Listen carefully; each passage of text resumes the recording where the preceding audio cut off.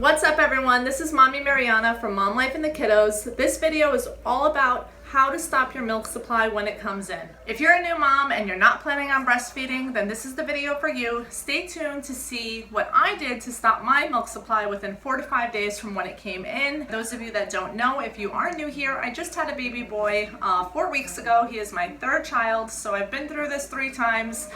So I'll give you my pointers as to what I did to help relieve engorgement and, like I said, stop that milk supply as soon as you can if you're not planning on breastfeed for whatever reason. So stay tuned and watch the video. And remember to hit that like button and subscribe down below, and also leave me a comment. Let me know what you think. So let's get right into it. So there's a couple of things that you're gonna need to stop your milk supply, and I'm gonna put some stuff on this list.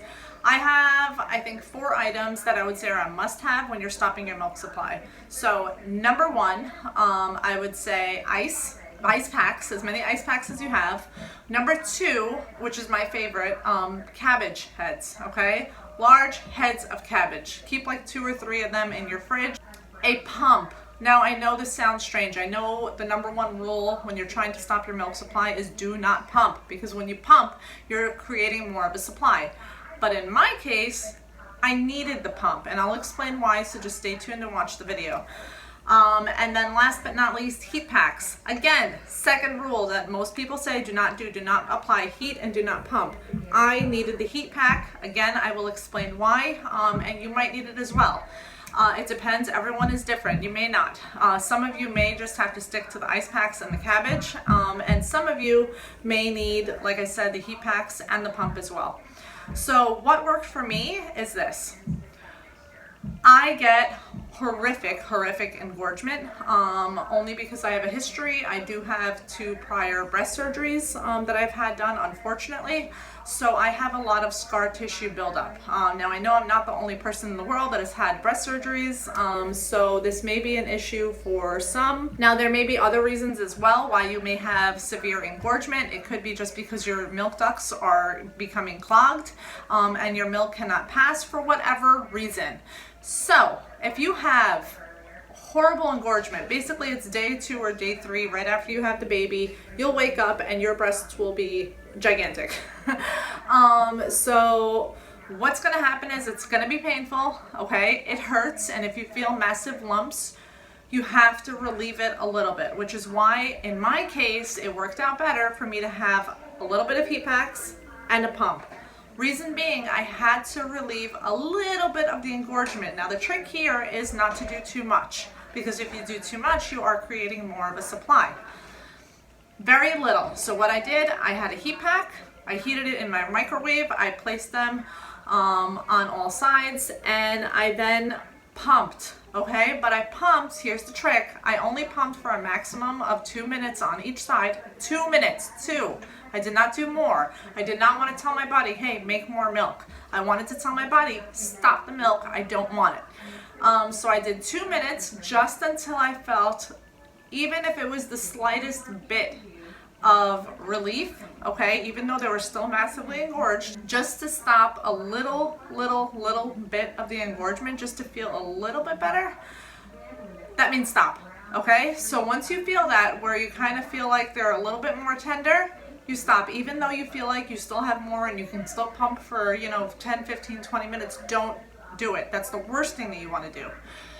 So like I said, I did each breast for about 2 minutes, and then immediately after, ice packs everywhere. So I would keep the ice packs on for whatever recommended time it is based on the ice pack that you're using. And then right after the ice pack, this is the lifesaver, cabbage leaves. So basically you have a whole head of cabbage, you take off the leaves and literally just stuff your bra with cabbage leaves. Especially when it comes out of the fridge, it is so cool. And basically, I mean, you can look this up.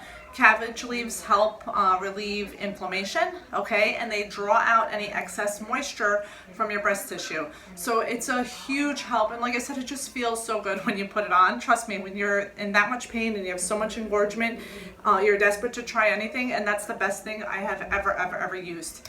I did it with all 3 kids, and like I said, it's a lifesaver. I slept with them. I stuffed cabbage in my bra and slept with it like for, like I said, 4 or 5 days until my milk supply ended.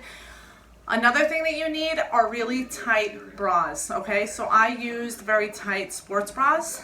You don't want to leave loose bras. Again, you're leaving more for milk to come in. You want to stop it. So you want pressure. You want constant pressure, constant cooling, okay? But only when you feel you need slight relief, where you literally feel like your breast may explode from the engorgement. That's when you need to pump a little, but like I said, just a very, very, very small amount, just until they feel slightly tender, and then put back the ice on it. You may not need the heat packs. I needed the heat packs because my milk just wouldn't come out. I needed to heat it first for it to be able to be expressed. Many of you may not need it, so you could skip that step.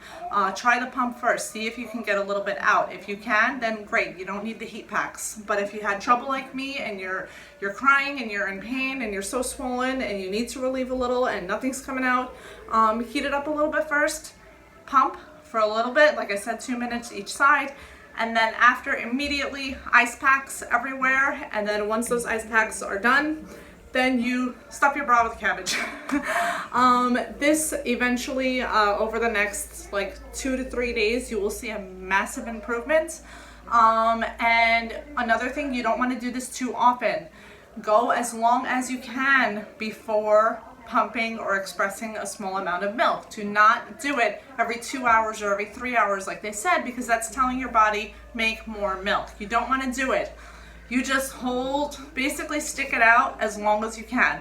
If you could stick it out for 3 hours, stick it out for 3 hours, and then maybe the next day do every 5 and 6 hours.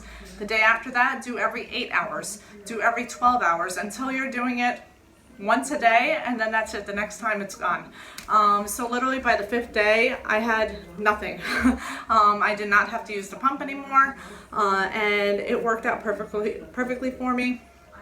Also, if you need to use an over-the-counter anti-inflammatory, that helped as well, especially like the first day or two, because it's a lot. I mean, if you've had a kid and you know when your milk comes in and you're not breastfeeding and you're trying to stop it, you may know exactly what I'm talking about. It hurts, okay? So if you need an anti-inflammatory, I would say go use it. I did. That also helped too, at least in terms of the tolerance of the pain. And also it helps you go longer without having to pump to relieve, which also sends your body the signal to stop producing. So that's what you want. So anyway, I hope this video was helpful to you. Remember to hit that like button and subscribe down below, and let me know what you think. If you are looking to stop your milk supply, good luck with this. I hope this was useful for you, and I look forward to seeing you back on my channel soon. Bye.